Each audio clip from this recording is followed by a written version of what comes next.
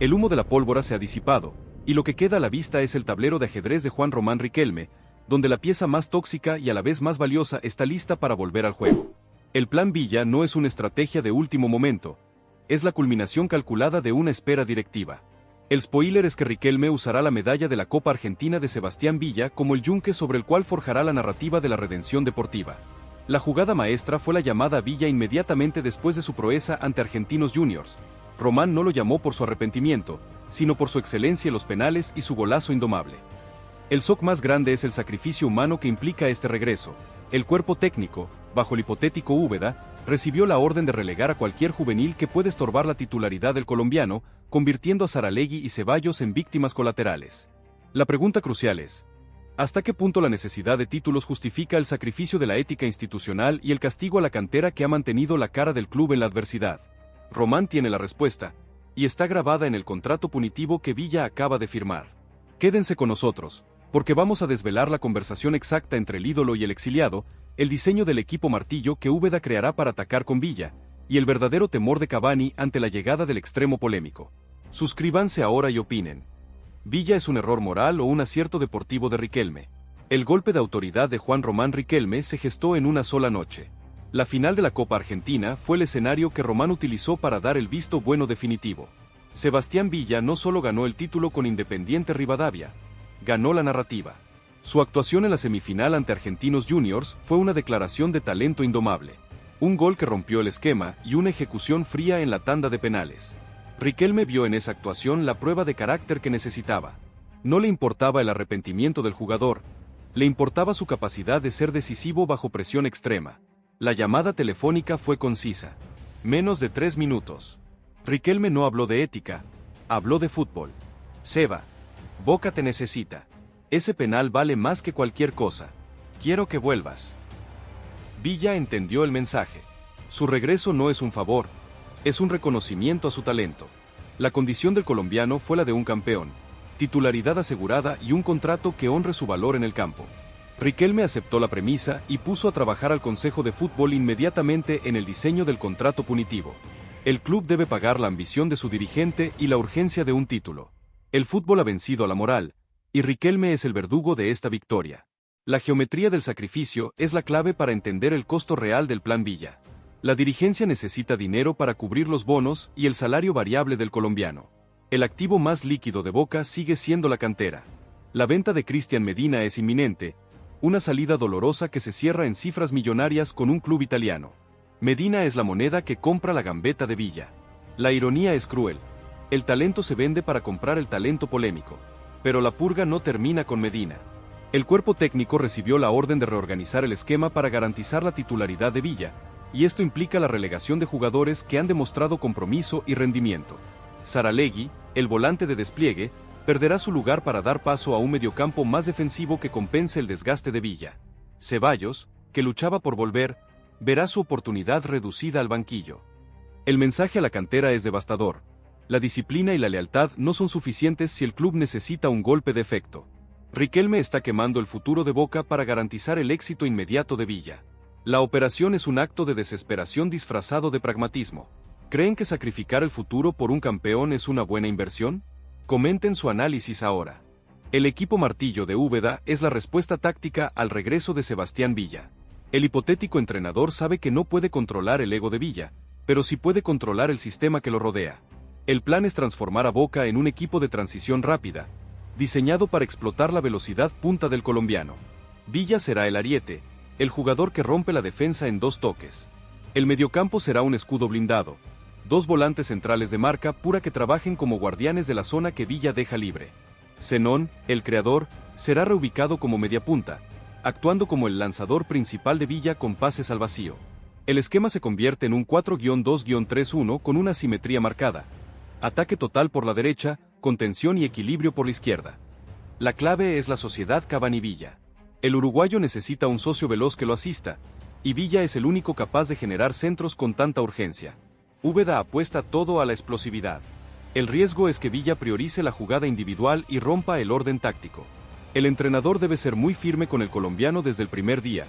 Goles sí, indisciplina táctica no. El éxito del equipo depende de esta metamorfosis táctica y del control de un ego indomable. La cláusula del castigo es el precio de la libertad de Sebastián Villa. El contrato punitivo es la obra maestra de Juan Román Riquelme para proteger al club. El documento es un arma de doble filo: salario bajo, bonos desorbitantes que se activan solo con el éxito, y la cláusula de rescisión inmediata. Esta cláusula no solo castiga un nuevo incidente legal o socialmente reprobable, también castiga la indisciplina deportiva, pérdida de entrenamientos no justificada, infracciones graves al código de vestuario, ausencia en eventos públicos obligatorios. Todo esto se castiga con multas severas y la amenaza de romper el vínculo. Riquelme entiende que el colombiano solo responde al estímulo económico y al castigo directo.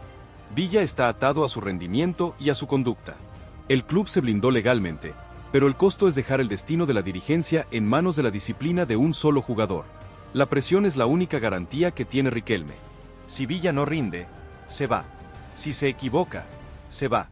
Es un contrato a todo o nada, un espejo de la ambición del dirigente y el riesgo que está dispuesto a asumir. El destino del club depende de la moral de un jugador que no tiene margen de error. El verdadero temor de Cavani no es el fútbol, es la sombra de la polémica. Edinson Cavani es un líder de ética intachable, un profesional que no se mezcla en chismes ni escándalos. La llegada de Sebastián Villa lo pone en una posición incómoda: ser el mentor y guardián del jugador polémico. Cavani es el aval que Riquelme utiliza para legitimar el regreso. El uruguayo aceptó la responsabilidad, confiando en que Villa ha madurado y que su talento es necesario. Pero el miedo del matador es que un nuevo incidente arrastre al vestuario y manche la imagen del club y su propia reputación. Cavani será el primero en exigir la disciplina total de Villa. Si el colombiano no cumple, será el propio uruguayo quien pida su salida al cuerpo técnico. La sociedad Cavani-Villa es una promesa de goles, pero también una alianza de riesgo. El vestuario mirará a Cavani buscando un referente de ética, y el uruguayo no puede fallar. La presión no está solo en Villa, está en el capitán y su capacidad para controlar el fuego bajo las cenizas. El destino del ambiente interno de Boca depende de esta tensa coexistencia. La oposición política ya tiene su munición cargada. La vuelta de Villa es el argumento perfecto para acusar a Riquelme de desmantelamiento ético y dictadura deportiva. Los rivales de Román utilizarán la venta de Medina como prueba del sacrificio del patrimonio y el contrato punitivo como prueba de la desconfianza en el jugador.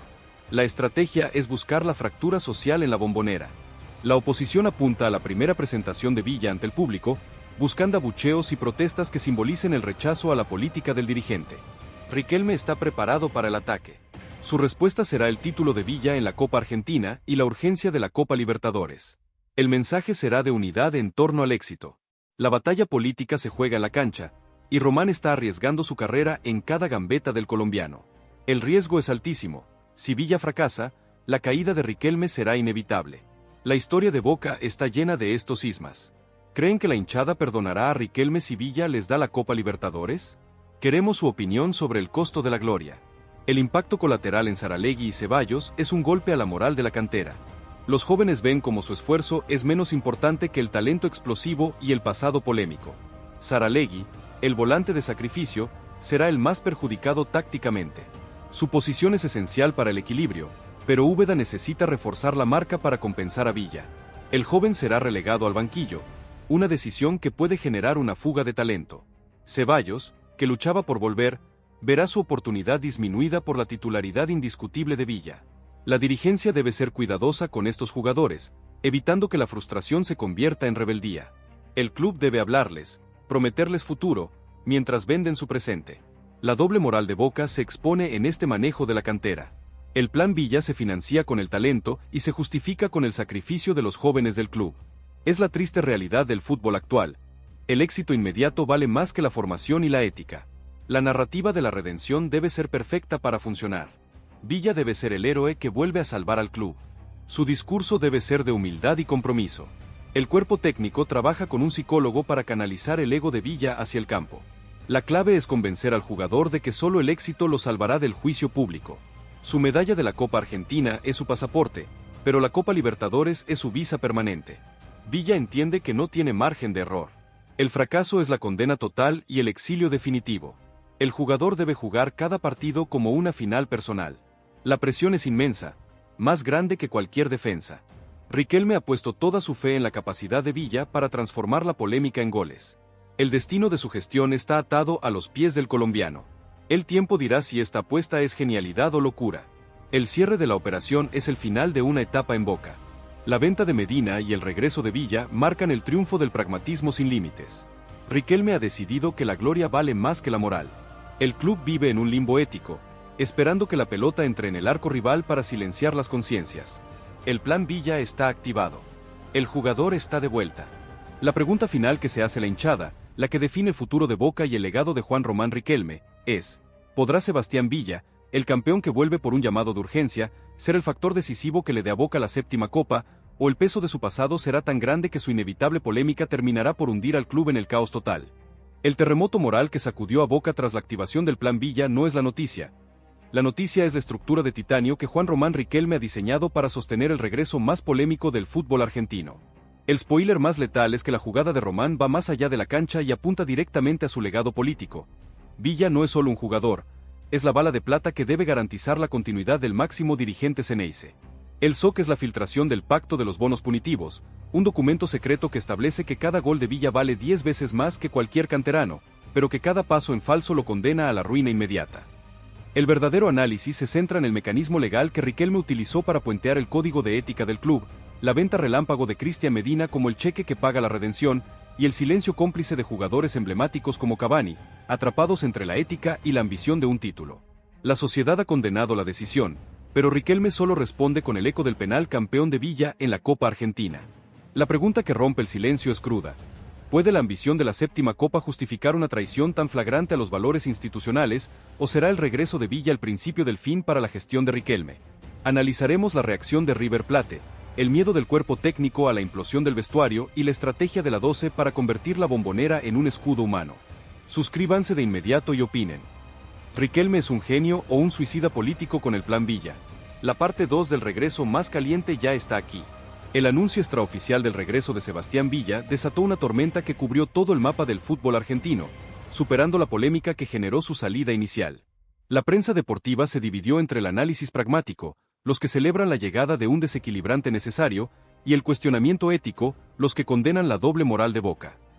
La acusación más dura llegó desde las organizaciones sociales, que señalaron a Riquelme como un traidor a la causa de la mujer, recordando que el club posee un departamento de género que debería haber vetado la operación. El dirigente respondió con un silencio atronador, dejando que el argumento lo diera la historia de Villa en Independiente Rivadavia.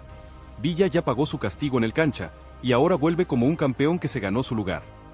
La oposición política en Boca aprovechó la coyuntura para convocar a una asamblea extraordinaria, buscando una fisura legal que frenara el contrato. Acusaron a Riquelme de ejercer un despotismo deportivo, utilizando su figura de ídolo para pisotear los valores institucionales. La filtración de la venta inminente de Cristian Medina funcionó como un combustible adicional para la crítica. Román vende el futuro de Boca para pagar el capricho del presente, fue la consigna más repetida por los opositores. El clima es tóxico, y Riquelme se ha envuelto en una burbuja de pragmatismo puro, convencido de que un gol de Villa en la Copa Libertadores borrará todo el ruido político y social. La guerra por el alma de Boca ya no es futbolística, es una batalla ideológica que Riquelme parece dispuesto a ganar a cualquier precio. El mecanismo legal de la vuelta de Villa es una obra de ingeniería contractual diseñada para proteger a Boca y mantener el control absoluto sobre el jugador. El contrato original de Villa con el club no estaba roto, estaba suspendido por mandato, una figura legal que permitía a Riquelme activarlo de manera unilateral. El Pacto de los Bonos Punitivos es la nueva firma que se impone. Se trata de un anexo al contrato original que establece una remuneración base mínima, cercana al salario promedio del plantel, pero con variables por rendimiento que multiplican ese monto por 10, convirtiendo a Villa en el mejor pagado de Boca si cumple los objetivos, principalmente, pasar las instancias decisivas de la Copa. La pieza clave es la cláusula de moralidad y rescisión automática. No solo cualquier nueva denuncia implica la cancelación y la devolución de los bonos, también la ausencia no justificada a 2 entrenamientos consecutivos o una indisciplina grave dentro del vestuario, otorga a Boca el derecho de terminar el vínculo sin pagar indemnización. El dinero para estos bonos proviene directamente de la venta de Cristian Medina. La cifra negociada por Medina supera los 22 millones de euros, cubriendo holgadamente la estructura salarial y los bonos de Villa por los próximos 2 años. Riquelme ha hecho un cálculo frío. El club vende un patrimonio seguro para comprar un rendimiento explosivo e hipotecado. Villa juega con la soga al cuello. Su billetera depende de su conducta y su talento. La dirigencia se blindó con papeles, pero el riesgo lo asume el jugador y el vestuario. La estrategia de Úbeda, el hipotético entrenador, para manejar el ego de Villa es la paciencia cero. El cuerpo técnico recibió órdenes precisas de Riquelme. Villa juega de entrada, pero su disciplina no se negocia. Úbeda sabe que el colombiano es un arma que puede explotar en cualquier momento, tanto a favor como en contra. El plan táctico del equipo Martillo se centra en la banda derecha, creando un corredor exclusivo para Villa. El lateral derecho jugará como un falso tape, priorizando la cobertura defensiva ante la proyección. Saralegui y el desplazamiento de Zenón hacia el centro se sacrifican en pos de esta asimetría. La primera reunión de Úbeda con Villa fue breve y contundente. Aquí no hay pasado, solo futuro. Si te equivocas en un entrenamiento, sales. Si te equivocas afuera, rompes tu contrato. Úbeda sabe que su continuidad depende de la disciplina de Villa, y no dudará en mandarlo al banquillo o a la reserva ante el primer acto de rebeldía. La amenaza del contrato es la única herramienta del cuerpo técnico. El vestuario observa con escepticismo. El resentimiento de los desplazados es tangible.